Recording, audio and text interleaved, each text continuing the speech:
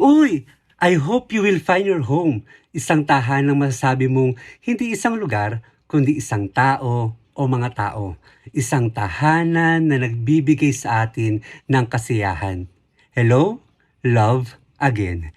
Hello nga pala sa mga taong natagpuan na ang kanilang mga tahanan. Pero dapat malino sa atin na hindi lang kasiyahan, hindi lang puro masasayang pangyayari ang idinudulot sa atin ng ating mga tahanan. Minsan andyan yung pag-aaway, yung galit, sasaktan tayo. Part yun, kasama yun sa proseso.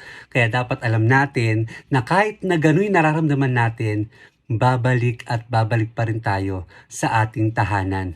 And we will say, hello, love, again. Love. Sa pelikulang ito, para sa akin mas nangibabaw or mas nakita ko yung pagmamahal ng mga OFWs sa kanilang mga iniwang mahal sa buhay dito sa Pilipinas. Alam nila na ang home nila ay ang Pinas. Pero alam niyo, gumawa sila ng sarili nilang home sa ibang bansa. Para ano? Para mabigyan ng home yung mga mahal nila sa buhay na naiwan dito sa Pilipinas. Mahirap man ipaintindi sa mga bata, sa mga mura nilang pag-iisip, pero one day, they will realize and say, hello, love, again. Again, may mga laban na ang sarap ilaban.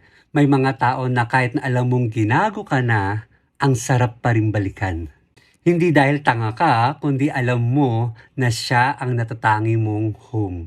Natatangi mong tahanan. Tahanan na babalik-balikan mo.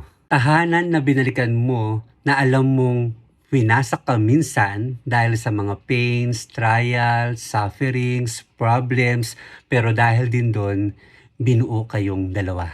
Masarap sumugal ulit, lalo na doon sa taong nagbigay sa'yo ng tunay na kahulugan ng home.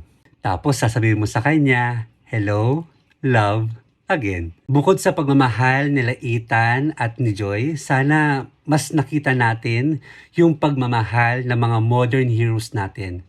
Walang iba kundi ang mga OFWs. Sabi nga, sa ibang bansa, kapag wala kang trabaho, tae ka. Pero dito sa Pinas, 'di ba? May trabaho ka, minsan nga double job, triple job, pero tae ka pa rin. Kaya sa mga tae dyan, hello, love, never again sa 2025 election. Never again.